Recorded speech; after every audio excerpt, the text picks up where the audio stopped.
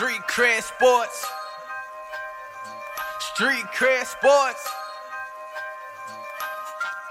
I'm crossing over. I'm Euro stepping. Hello, this is Keenan, the Street Cred Sports Training. Welcome to another episode of Time to Ball. It's episode 104 with my co-host and man. Hey, Lee Williams, back in the building. Excuse my voice today. Man, voice a little hoarse. Yeah. I don't know if I was screaming in nightmares. I don't know what it was, man. But this weather, I like what he said, Lee Williams. Hey, a natural car salesman. Natural car salesman. Wait, hold on. Used car salesman. See, I can't get away with it the way he says it. He has one of them movie voice names the way he says his name. No, man. No, here we go. Here we go. Bond. James Bond. So how you feeling, man? Man, I'm feeling all right. You know, it's I'm waiting on winter. I really am. Yeah. I'm excited for winter, and I hate to say that right now because you know winter sometimes down here could be a little bit bad. Yeah. I'm ready for it to cool off. For sure. So I had to be up here at the crack of dawn trying to cool the place off. Right. For sure. But it is hot. It's better this year than what I had to do in previous years with trying to put water in. I invested money in the water lines, so I didn't have to do that. Okay. But yeah, it's still not being able to run them because I'm paranoid that it would happen once where I got here and the water was out. I was like, oh my God. So, but you know, I'm learning. I got you. All right, so I know y'all want to hear us. Y'all want to hear me talk about what I've been doing at work. Let's get into some things that interest us. All right, now, what you got? This ain't as much sports related as it is, but this happened to me, and I started thinking about it all the time. Okay. Man, I hate when a person calls me. Mm-hmm. They call me, I answer. Hey, what's going on? Hey, how you doing? Oh no, I'm chilling. Hey, hold on for a second. And then they click on the other line, or they talking to somebody else while they calling me. That's it right there. Man, that drives me crazy. You know what? For me, Kay, it's just really who it is. Okay. Because there are some people that you know their life and how busy it is at times, and mainly you know their responsibilities. Right. And so, you know, it really depends on who it is. But I've had people call me and want to talk to 3 and 4 and 5 people at the same time, you know, and they're on their job talking to so-and-so, and I'm still on the line. I'm like, hey, man, you know, and then he giggling, like having full conversations while I'm on the line. Yeah. Man, that's the thing that I've always wondered is, if it's a bad time for you, you know, call me when it's not a bad time, right? But unless you're calling me because, you know, you want to have a conversation with another friend and me about something, I get that. Right. But like I had somebody call me once, put me on hold, left me on. I was on hold for so long, I ended up doing this with the phone, like, man, what? What? Oh, I'm on hold, and I hung up. Then he called back and like, yo, why you hang up? Oh, I was like, man, crazy. I've been on hold for like 5 minutes. Why you hang up is crazy. Why you hang up? Like, dog, why you call me and then click over?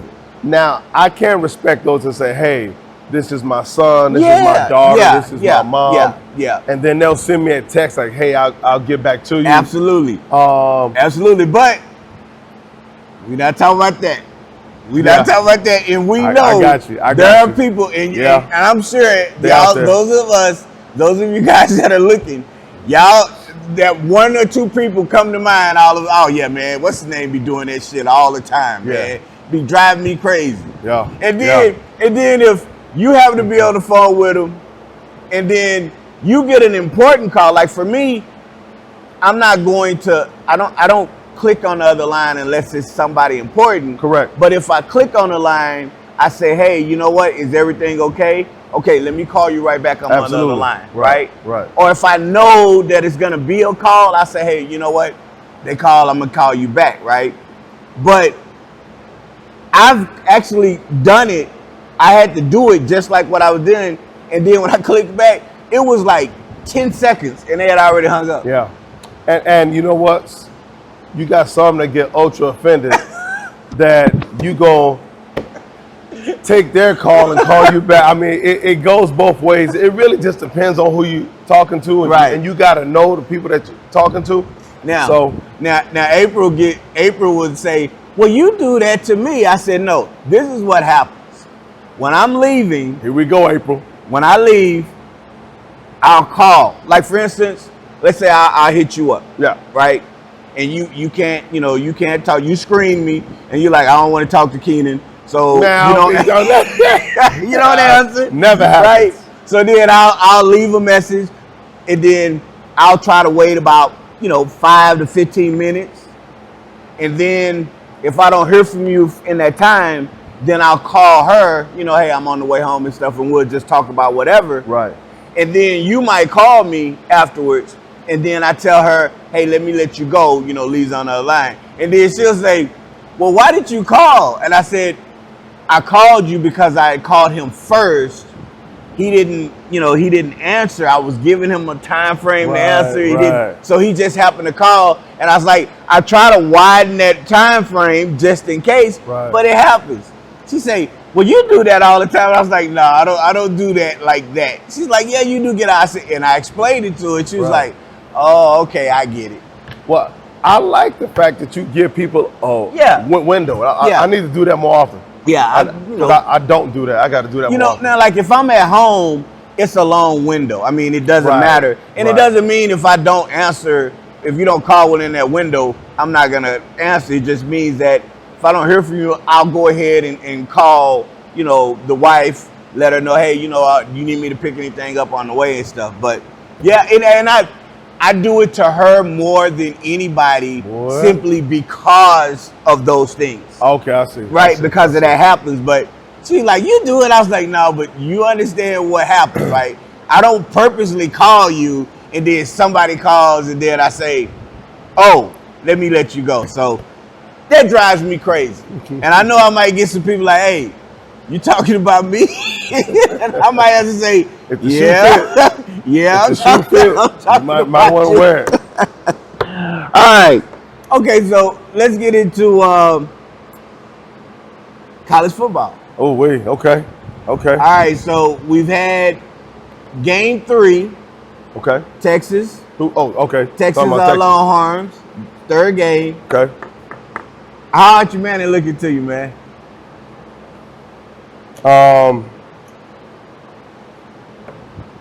And here's what I will say. The pressure is piling up on him. Yeah. For sure. I think he just needs to get back to having fun and being hungry. It almost seems like he's turned from being hungry to now being hunted, and he doesn't know how to respond to it. And then, every chance they get, they got to mention his uncles and things of that nature. And that just goes to show you, like, some people just can't handle it.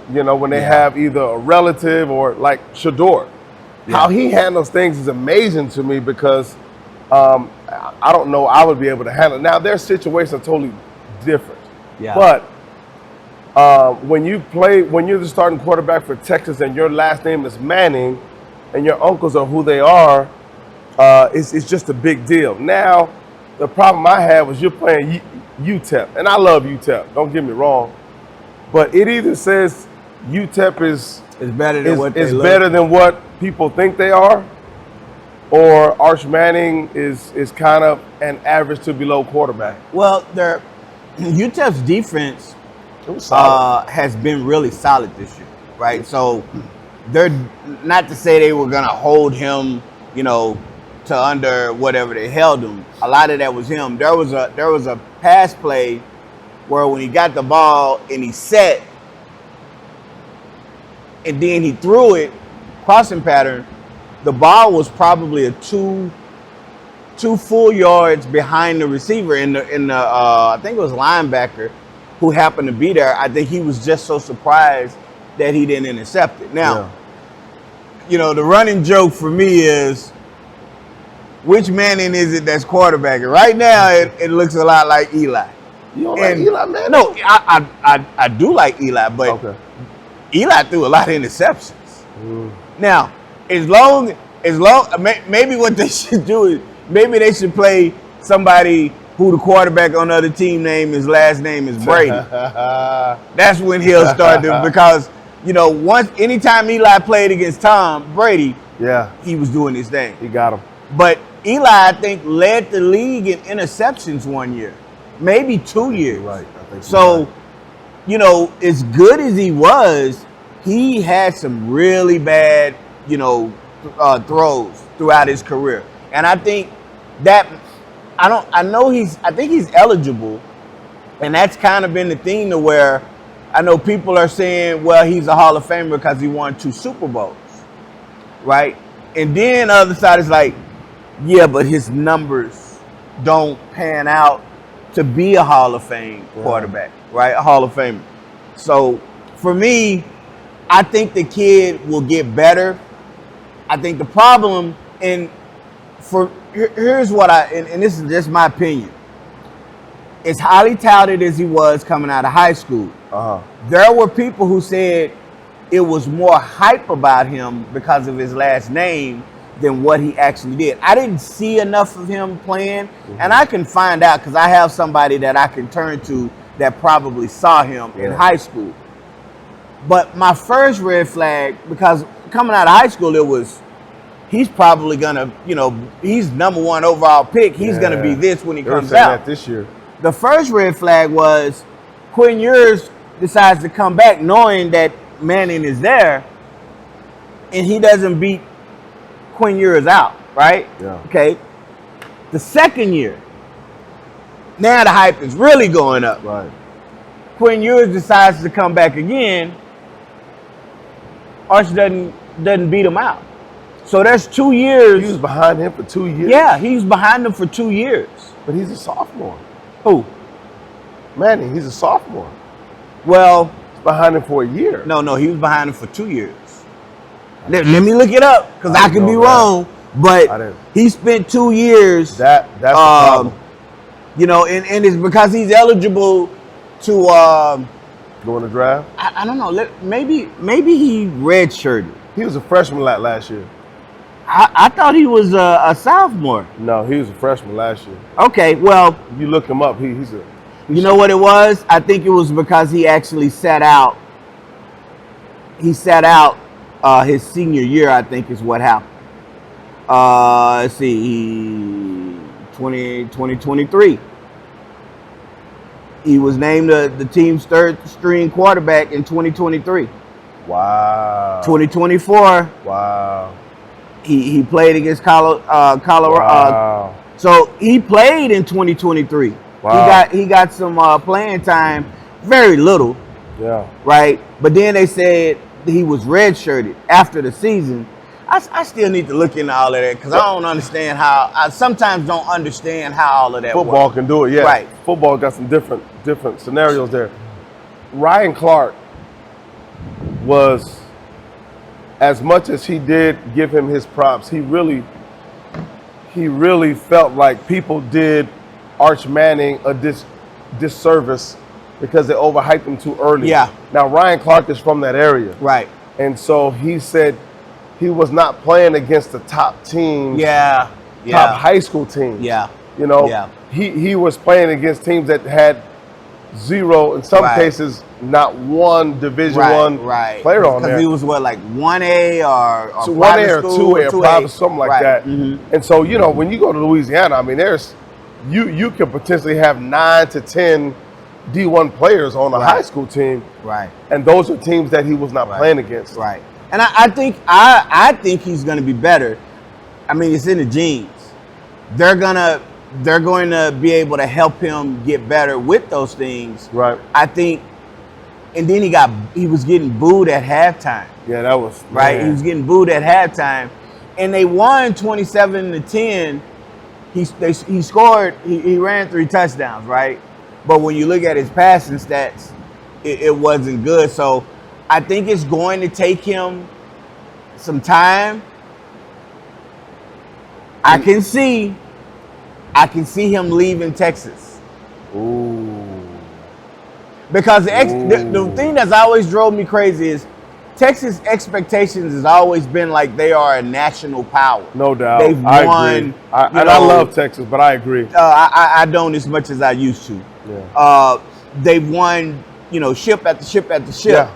and that hasn't happened. Texas, same way. Yeah. So I'm kind of like, well, if the season doesn't pan out, he's gonna need a fresh start. Because there were people that talk about like, well, yo, if he was such a transition. God, I can't even talk this morning. If he was that dude, Yeah. he started at least last year. Agreed. Right? That I agree on. So I'm. Yeah. I mean, when you put a label on, and this is the problem. He's, when people use the word he's a beast and she's a beast and a generational talent, like you got to be really, really careful. Yes. Really careful when you say a generational talent. People really have to understand what that is about. A LeBron James, generational talent. The receiver from Ohio State who's now playing with Cardinals. Harrison, I think it's his dad. Yeah. Generational talent. The CeeDee Lambs of the world, I'll say, generational talent. I mean, those are generational talents. So, I mean, we have to stop putting these labels on kids so early and just let them grow. Yeah. Well, we'll leave it there. We'll see. And I'm pulling for him. Absolutely. I just want to make sure that, call it like I see it, but I am pulling for the kid. And I think personally he's going to whether he's going to be that guy, I think he's going to be, I feel that he's going to be up there at some point. Well, I think it's going to be solid, but people, you got to realize being a quarterback is not just you throwing the ball. Sometimes it's the system, sometimes it's the play calling, sometimes it's the vibe between you and the offensive coordinator. Sometimes it's just the line that you have, the receivers. There's so many variables, for someone to be a transcendent talent. You got to really understand that. Transcendent, yeah. I'm sorry. I'm sitting there like, man, I know the word. Yeah. But my brain right now is, what he said. I'm glad I have somebody here. I'd have been spending 15 minutes by myself trying to figure out what the hell I was saying. I do it all the time, man. All right, so speaking of which, let's go into boxing, man. Did you watch the fight last night? Absolutely. What'd you think about your boy? Fantastic fight, man. I love Canelo and I love Bud Crawford. I really do. I mean, to me, those two are in my opinion, the last 10, 12 years, the best boxers in boxing by far.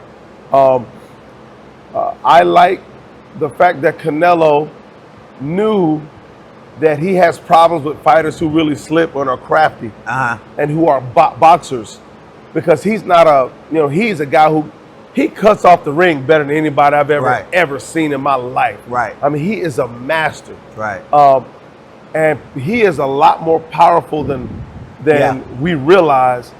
At the same time, his body, he was in fantastic shape. Usually when people fight somebody smaller or somebody they can just bully around, they come in out of shape. He came in the best shape of his life. But Terrence Crawford is just a different being. He's been slighted.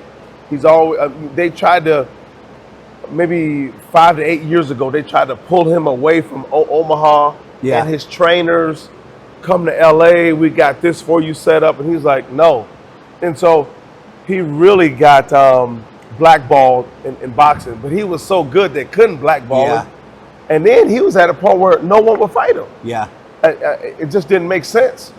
And so the only person out there was Canelo, and people just thought, you know, Terrence Crawford is really a strong guy. Yeah. His background, he's a wrestler.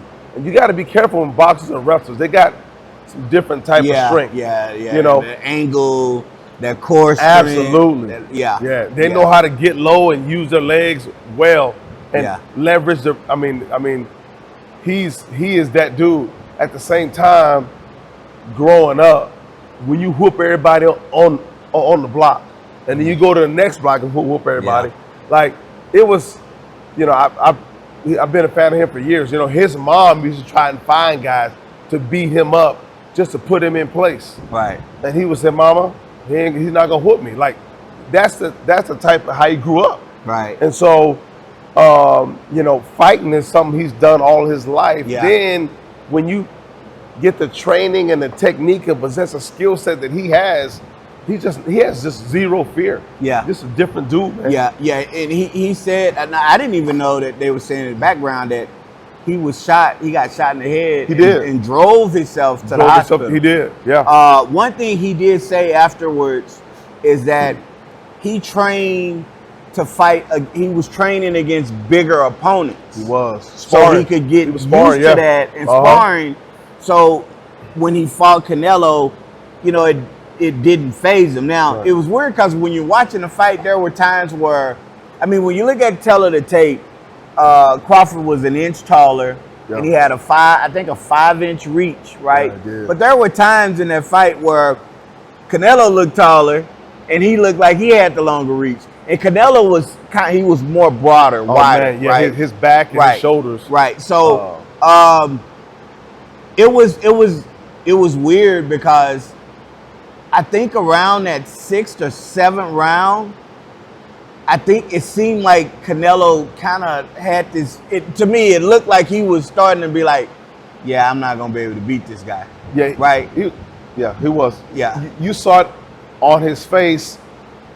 However, he's a warrior. Yeah. Oh yeah. He's gonna fight. Yeah. He's gonna still kept fighting. Yeah. He's gonna try to figure it out. To me, and you hit it right on the head. When you look at him, he says, "Hey, look, I don't have anything in my arsenal to really affect this guy how I want to affect him. Yeah. So I'm gonna have to take some shots. Yeah. And hope I can land some shots. And you know, and again, Bud Crawford is. I mean, he did move around. He was smart, but then he realized, like, wait a minute, no, I'm gonna stand right here. Yeah. What is so fascinating to me with both of them is that they're this close. You swing and they can move out the way.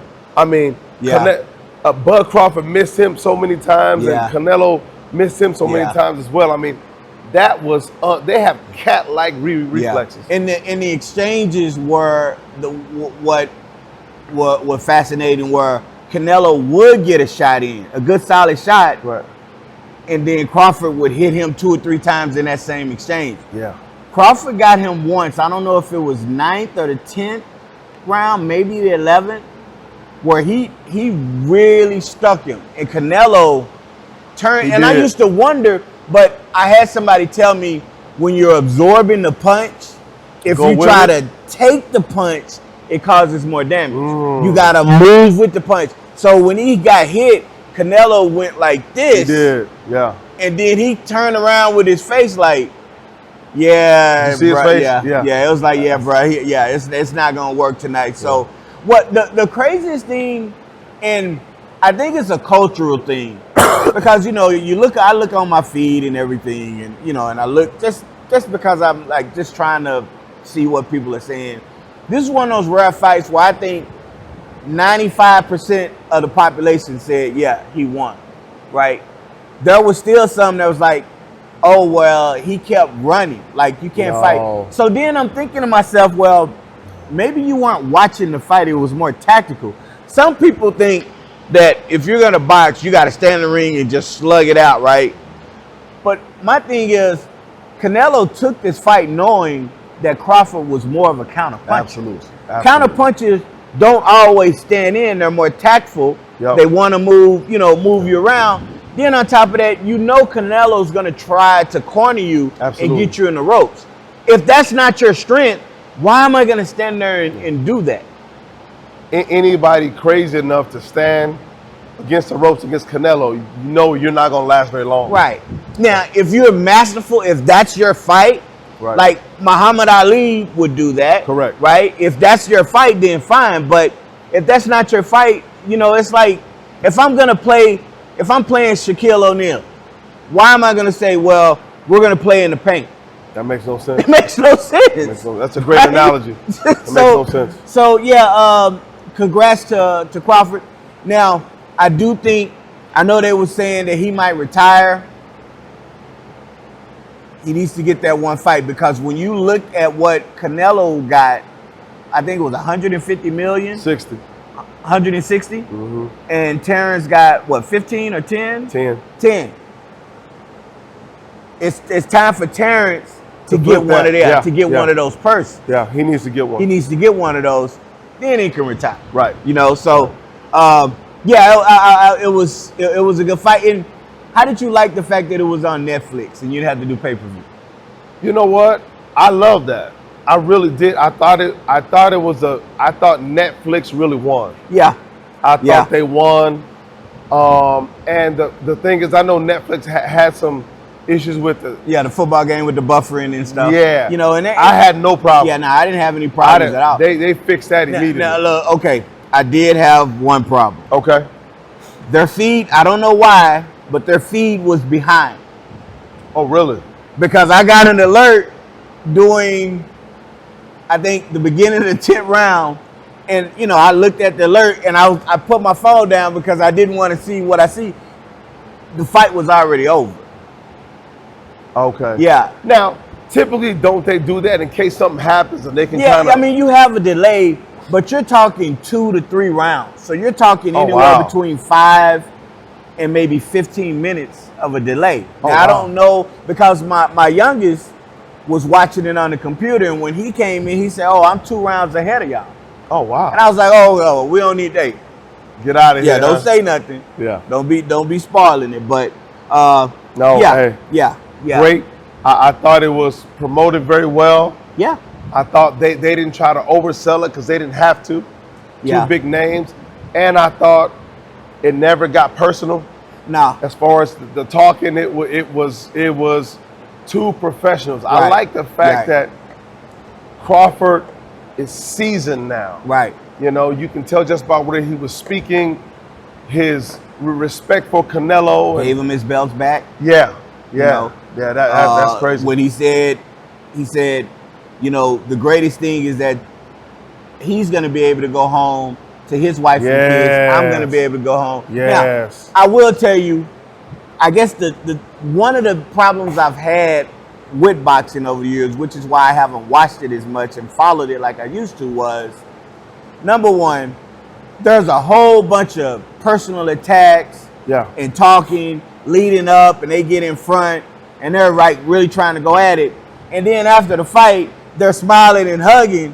And I started to understand, oh, that's the entertainment and sell. Yeah, exactly. And I'm like, no, don't sell me that. You can tell me that you're going to whoop his ass. Right. Without making it seem like, because to me, the way I'm looking at it, if we fight and we going at it the way some of these fighters go, man, at the end of the fight, I'm still trying to fight you. Yeah. You know? There's been some things said lately toward boxers that's been way below the belt. And so I'm not giving you a hug after. Yeah, you can't be doing that. It's not happening. The second thing is, and I'm not going to even cross this over into life, but I've seen boxing matches where with my eyes, it's obvious that this guy won. Oh yeah. But then when they get to the scorecard and everything, the announcement, they either call it a draw or they give it to the other guy on a split decision. I remember, I cannot remember who it was that was actually fighting, but the announcers, the ring announcers, the guy who had their card, everybody had it for this person. No doubt. And then they turned around and said this person was won, and it was always, you know, the dark side of boxing with how you were trying to maneuver and duck and Shadiness of stuff. it, yeah. And that just, it got to where it's like, well, man, look, I'm not biased. Even if I'm pulling for this guy, if I see that this guy beats the guy that I'm pulling for, I'm not gonna make no excuses. No. I'm gonna say, you know what? He won. He was a better fighter, and it's happened before. It's happened a lot. Yeah, it's happened a lot. So it started to be a turnoff. Now, UFC is the thing. I can't watch UFC. I'm not a UFC fan. It depends. I'm not either. I don't know all the people. It depends on who Now, it is. hey. But what I like is the gentleman from UFC. I can't. UFC, Dana White. Dana White is coming into boxing. And so this was, to me, like it's big. The first kind of I would say trailer. Yeah. To get you to understand what this is going to be like from here on out. It should, now, he's taking a page out of UFC. It should be like what it is where, no, we're not going to do all this ducking, dog. Right. You fighting him, right? That's what we're doing. That's what we're doing. The only thing I don't like about UFC is, the striking, the kicking, and then they're grabbing, and then for the next 3 or 4 minutes, they're laying on the ground tussling. That's the only thing. And I know it's a skill, it's part of it. I get that, but I don't want to see guys rolling around like that, but my wife and the youngest, they are UFC fanatics. Really? Oh my gosh. Wow. They tell me stuff about UFC and I'd be like, baby, you gotta see it. And I'd be like, how long were they on the ground? Well, it's because I said, yeah, see? Yeah. Well, it's because you know where I'm going. If you grapple on the ground for 10, 15, 20 seconds, I can live with that. But I once watched a UFC fight where at the beginning of the ring, it was, swing, one of them tried to kick, and then it was grab, and the whole 3 to 4 minutes, rest of that, they were on the ground. Yeah, no, I'm good. Yeah. I mean, I will say this, though. UFC, I will watch the women. Because they throw some haymakers out there. I will watch some. I am a fan of the women's side of it, but the men's side. Now, Anderson Silva back in the day. Oh boy! Yeah, I saw Anderson Silva once. He kicked, and it looked like his foot went like this, wrapped around the dude, and came around this way and hit him like a snake. I was like, what just happened? Hey, so he was tough. Well, all right. So we're gonna take a break, real quick, and then we'll be back. All right, so we're back. Well, now what you notice is we're just not in the studio. Absolutely. Virtual, baby. Virtual.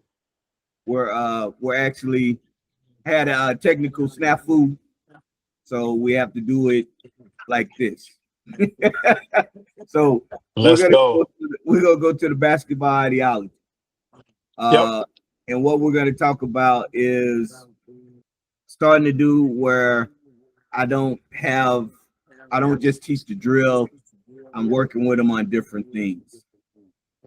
So the example I give is instead of just, I'm up at the top, they're doing a pump fake, jab, undribble pull, or counter move. Now I'm taking that same situation and putting it into play in an actual game.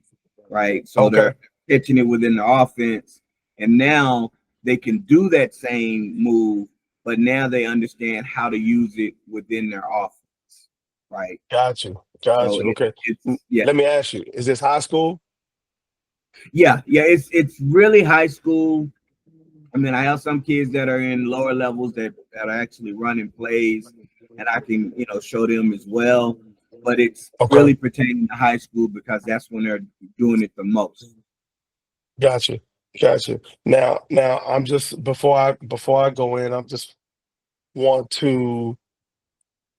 Was this a segue because of your group training now that you're doing now, or how did this organically happen? Did it organically happen, or it organically happened because I had one person who, was in the offense that they were running, but they weren't seeing it the way I was seeing it. So I had to show them. Got you. Then what happened is, as I started doing group trainings, I was noticing when they were playing and doing certain drills and doing game situational drills, they weren't using what we had been working on. Okay.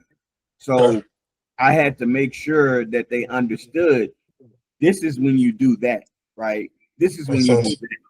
Okay. So it's, I say the last 5 years, I've made it more of a priority Got you.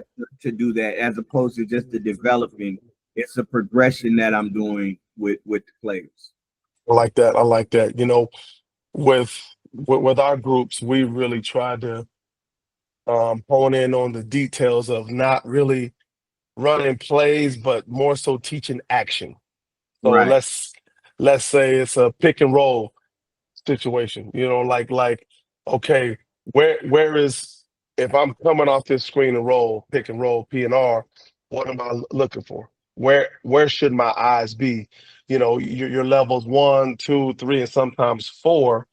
But something that I really learned from Coach Billups, Chauncey Billups, former player of the Detroit Pistons and current coach of the Portland Trailblazers. Something he said is when a defender goes underneath, you're coming off screen roll, and defender goes underneath. He said there is a blind spot. It's a blink of a second, and there's a blind spot there. And his thoughts were after the minute they don't see you in that blind spot, you should be at a different speed. And Yeah. he said that would definitely give you some more options. But I mean, we really honed in on that. Is just more so teaching action. Um, whether that's passing to the post and doing the Golden State Warriors cuts, you know, just all those things. We felt if you teach action, you can continue to play. But if you teach plays and that play doesn't develop like it should or work for whatever reason, maybe the team's better than you or not, you're gonna have major problems. But if you teach action and just teach the steps, what to look for, kind of the same thing you were doing with yours, it's definitely worked in our benefit for sure. Right. Yeah. The word action, I tend to say concept. I love, that everybody has, their own word terminology for different things. I will say this, it does tend to be confusing for kids. Once you're in the Mm, pro, you kind of, you can hear what they say, but you might understand it or remember it better as another word or another term, right? But I do absolutely. know that kids tend to be like, oh well, they thought it was this and they thought it was that. So Uh, it's good for them to learn it, and I find out that a lot of players don't tend to know, and that's going to be something we'll absolutely. cover next time. Is Hmm. the lack of I don't even want to say IQ, the lack of understanding of what Yes, is sir. what, So Yeah, um, yeah, the concepts are actions. We did, absolutely. when you talk about pick and roll, I would do something with the pick and roll where it was almost a 30-minute drill where I'd have them coming over the top of the screen, Hmm. and the person, let's say it's my four who sets the screen, the defender of the defender who's defending the four, that player, I would have the kids to say, look, the players say, look, you have to pay attention to that person. That person is moved over more to the right. uh then when you attack and you can get to the basket. If that Hmm. defender moves a little bit more to keep you from coming in, but they're in a drop down coverage, then you take that shot. It's a If they pull up. come up, now they're trying to take away your shot and your drive. That's when you count it. So I would use that drill to, number one, test where they were on their ball handling, doing different Hmm. things, understanding stuff. And then I would even, at some point towards the end, I might do it live in a sense where I'm going to be the defender. So it's a read and Gotcha. react. They got to react to whatever I do. And I try to give them a different look every now and then. If they mess up, they got to do push ups, and then try Gotcha. to I like that work. accountability. Right. I So like that. that was something that I would do. To it kind of started with those things, and then it was, well, your offense will allow this because, like we've discussed, like every offense, you're gonna have pick and roll at some point, you Sure. know. So Hmm. you really should have a pick and roll, Right. whether even if it's a dribble handoff, right? Yep. You know, For it's sure. going to be some kind of screen. So it's important that they know, and by putting it into the actual offenses, they get a chance to see it and not be like, well, I just got to pass it, because you should know a lot of teams when they're doing the offense, players are robotic. They don't even Absolutely. look to Hmm. see how. And I know one time I had a player who, and I won't say the name of the team, the high school, but they were working on the play was the ball would come to the wing, the big would come from the elbow and set the screen. The player could come over the screen and pull up jump shot. But every time he would do it, they would squeeze and he wasn't getting the shot, with the confidence and flow that he needed to. When I was breaking it down, I was like, well, you really should be taking the jump stop floater. That's going to be the shot you take. Showed him how to do it. We practiced it. He knocked it out. After he did it, then the coach, he did it in the game, and the coach got mad at him. And I had to explain to him, like, yeah, I get it, but that's the shot you're going to get. Got it again, knocked it down. Now the coach is good with him shooting it because um, he can do it with confidence. And then I threw in another one where if the defender jumps up on top of the screen to prevent it, then you just cross over, come over there, and you're going to get a little pocket where you can shoot a jump shot. I mean, Yeah. can You, can you hear me? I can hear you. Yep. Okay, there I can you hear go. you. Okay, there Yep. you go. So, the thing is, that's the beautiful side of it, but some athletes don't really get that other opportunity to really showcase that. But I say this, and parents, players, please pay attention. You gotta be a little bit defiant in this game. You gotta have a little bit of defiance in really showing the coach that you understand this skill set, and not only that you understand it, that you can do this skill set, because that builds trust. And I don't mean defiance in a negative way, or negative thought process. It's really just almost being bullheaded, as they used to say, and really forcing that coach to trust you, and Right. and and and maybe have some offside conversations, um, and then I believe he'll really see that you're in tune to his program and not just what you want to do, because they see it as selfishness, you know. Yeah. And so that's what players now have to do, just be a little bit defiant, and really, it's just when you see something, just make it happen and do it. We were laughing early on, and you touched on it early about a few minutes ago about the terminology, and we were laughing early about we were doing things early on, and now they got a name for it. Yeah. We were laughing about it, but my thing is, where it didn't have a name, but where did we get it from? I'm Right. you know it, I can't even. I thought about it when we were talking, and I'm just like, we just did it. Did we just Right. do it, or it was more so we played so much basketball. We saw where people were trying to guard us, and we just created. I think our level of creativity Yeah, it was and high. our mind was a little bit higher and more open, and so we tried different things. Our footwork was natural, is what I feel. And so now people have a name for which I don't disagree with, but Right. it's like, you were like, man, I didn't. When did that come about? I just did it. It's funny how things evolve, I guess, and Yeah. I guess it's easier to teach if that makes sense. But Yeah. I mean, I guess when you think of it, because I'll do it and then they'll look like first they'll be like, well, can you do it again? And I have to do it like 2 or 3 times, and then I have to do it slow, and then they'll say, oh, well, that looks like the such, and I'll be like, well, what are you talking about? Right. They're explaining it, and then I'll be like, oh, okay, and I'm like, it's like, damn, like everything got a name for it these days, which is crazy. So it is for sure. Yeah, so yeah, we're gonna, we'll try to come back to that because I'm thinking about doing some different things when it comes to some of the stuff, so I can give people visuals. But I like that.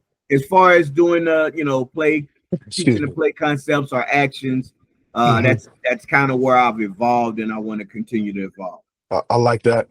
All right, for so sure. now we're gonna go to our favorite segment. Hey, You didn't lost your damn mind. this boy get hype off this session, boy. I said you get hype off this one. We don't know, like we're not in the same room, so you always go. we're not in the same room, so we might actually argue a little bit more. But here's the question: Sure. Who's the worst sports analyst out there? Is it Skip Bayless? Okay. Stephen A. Smith, or Colin Cowherd?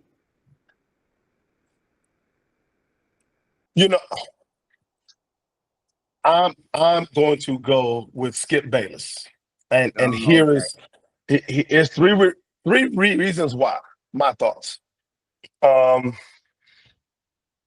He gets really personal. Yeah. When he's wrong, maybe when somebody has another thought about something that he spoke on that he deemed to be Bible. And then when he's wrong, he doubles down with the hate. Yeah. And so that's a problem I have with Skip. And secondly, he's used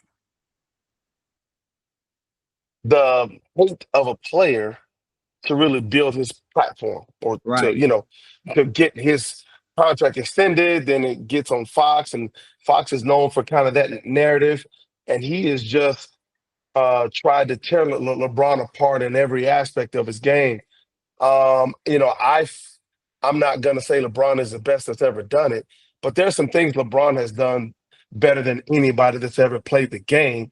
And he refuses to acknowledge that. That's my whole thing.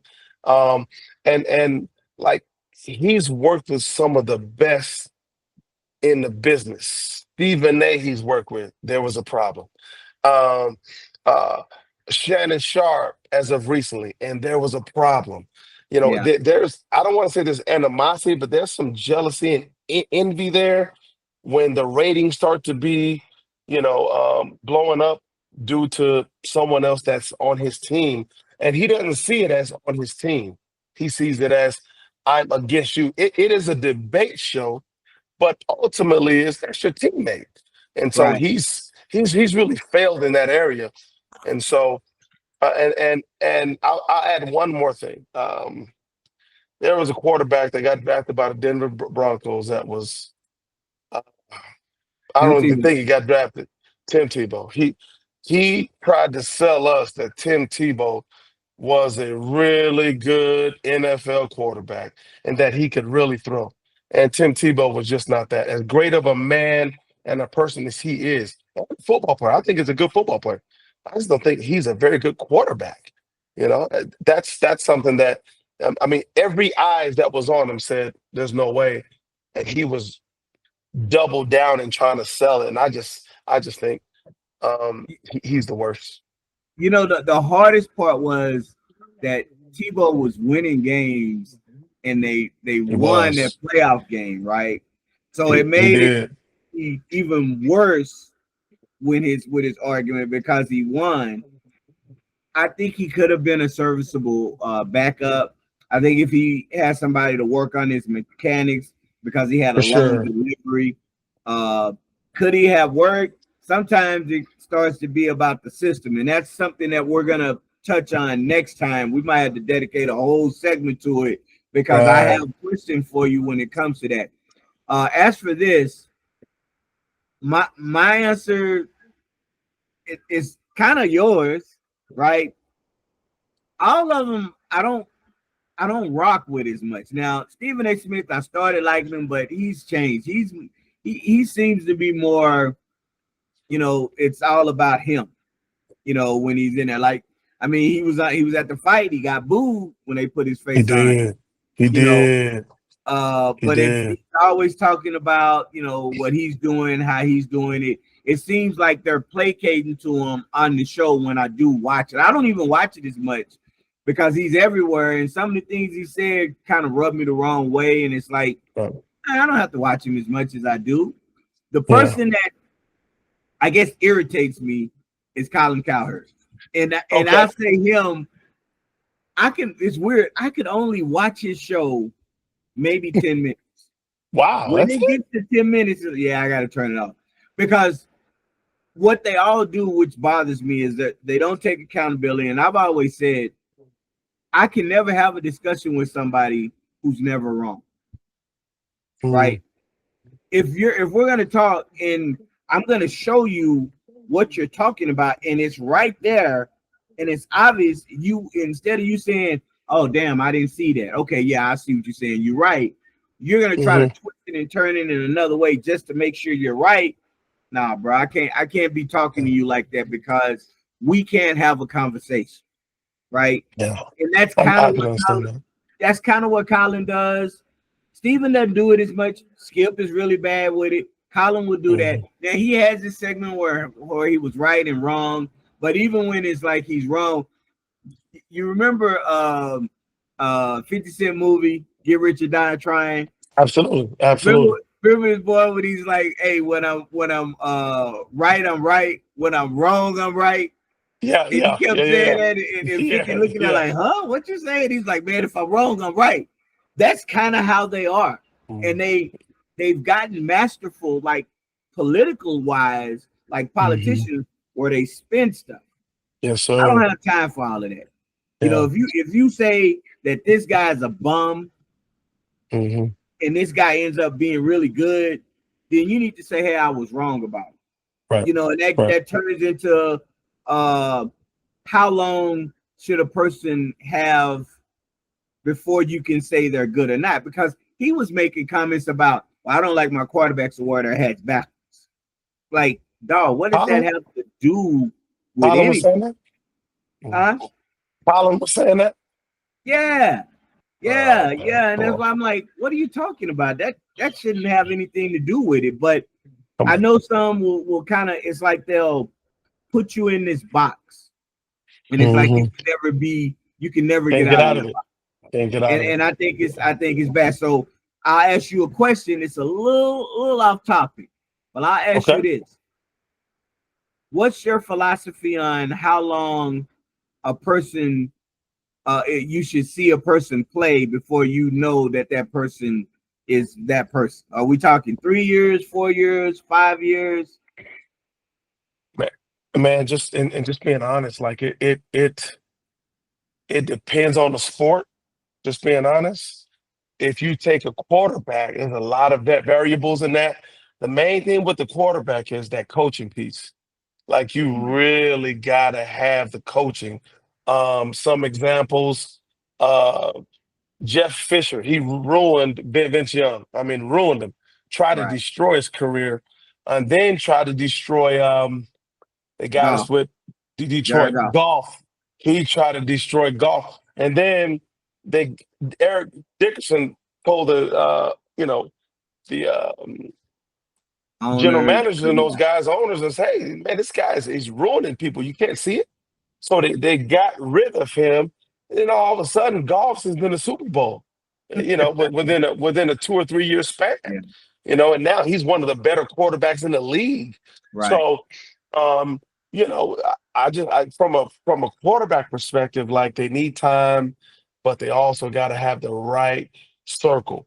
Um, from a basketball perspective, like, and we had talked about this earlier. Like, man, you're in the league, like you're elite. Quick story. My dad, he could not stand Austin Rivers. Couldn't stand him. Said he was the worst he was on in the league because of his dad. Well, he happened to go to an NBA game when he was playing with Houston. Houston was playing against, I think, the Celtics. And so, he usually calls me after the game. He gets there early. He always does. So he's calling me during the warm-ups. I mean, they hadn't even started the game yet. It's an hour to the game. He said, "Hey, this Austin Rivers is a bad boy." I'm like, "Dad, what?"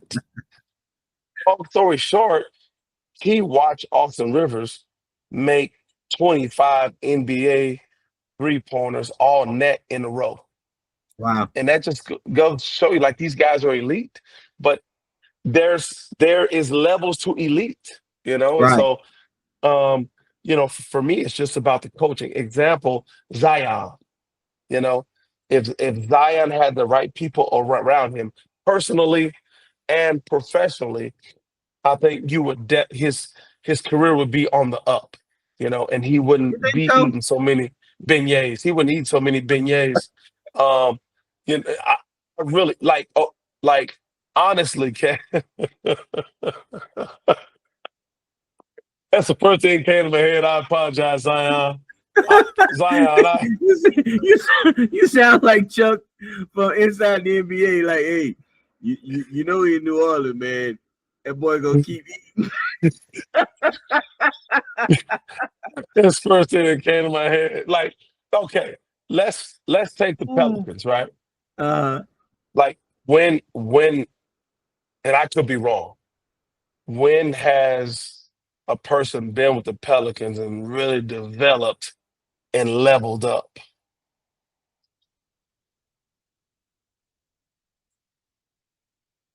maybe Anthony Davis. Anthony Davis was already kind of, he was kind of already up. It really didn't level Okay, up. where did I'm like drawing a blank. Where did Anthony Davis start at?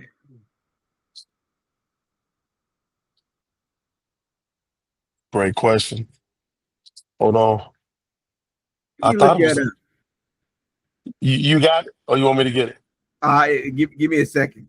Okay. All right. Because I know he was at Kentucky, and then Yep. he was drafted. Yeah, no, he was drafted by the Pelicans, Pelicans. 2012. Yeah, he was 2012. drafted. Yeah. So That's what I'm saying. yeah, Like, he I developed. mean, I mean, I, I don't. You never really saw his game. Okay, let me say this. My opinion. I think he really developed due to DeMarcus Cousins. Well, Cousins yeah, okay, yeah, had a because huge impact on right.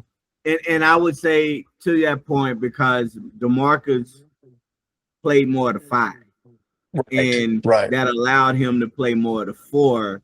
So, Correct. and that's one of those things. Like, I don't want to even continue talking because I got material for the next time that Okay. Okay. we can hit with that. Hmm. We'll hold Yeah. that thought with that. I sure It's will. going to be massive. I'm gonna actually send it to you, and we can go back and forth and stuff. So Let's do okay, it. well we're gonna go ahead and stop there. Stop the press. Ain't trying to give them any more. Okay.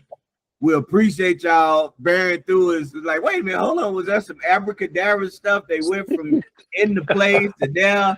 Keenan looking like he underwater. Yeah, I'm trying to go find Captain Nemo. I don't know where he at, so I'm going to find him and see if we can find the elusive humpback whale. Hey, and I know everybody want to ask. I'm just gonna ask you. Can you swim? Hey, I can make it. I got put it this way: if we get in the water and it's dry, and I'm gonna make it. I can swim. I can Yeah. swim. I can swim if I need to. Now, am I a professional swimmer? Do I swim laps? No. Do I play on the deep end? No.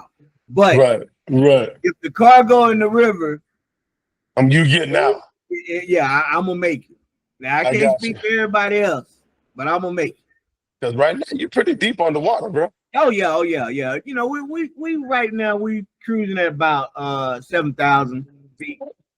Yeah, we 7,000 feet. You know, we chilling. You know, at 6,000 we got to do some other stuff, but at 7,000 I can just put it on cruise control. Boy, this guy here, boy, something else, man, something else, man. All right, so look, like, follow, subscribe, comment, let us know what you're thinking. Our material is out there. We're doing different things. Hopefully everybody's enjoying it. Let us know what you're thinking about it so we can continue. Yep. Before we get off here, listen. Hey, time to ball. I appreciate y'all, and this is not for me, but for the viewers, including myself. Man, when y'all got the clips of the NBA clips and the I don't know when that started or what year that started, but as of late, man, it's been fantastic. Yeah. Ladies and gentlemen, if you haven't seen it, I believe episode from 101 to now, and then the 3 before that have some clips on that. It's fantastic. Great Yeah. content. Yeah, I Great appreciate content for sure. Yes, you. sir. We trying to be up there. I mean, we don't have all the sophisticated where we're zooming in and out and all of that and graphics. Don't need it. Don't need it. But we doing what we need to do. Everybody Absolutely. getting the picture, and we want everybody to focus on the fact that it's us and not be like, if we don't have no graphics, like, man, I ain't watching this show. They don't have no graphics, right? They tuned in because of us. Agreed. But the graphics are on point. I'm gonna say. Yeah, it is. I'm getting better at it. We are definitely getting better at it. All right, so we appreciate y'all joining us. I'm gonna end it the way I always do. If it was easy, everyone would be doing it. I'm out. Peace. Street cred sports, say it with your chest. Yeah. Go get it from the net. Street cred sports, okay, that's a bet.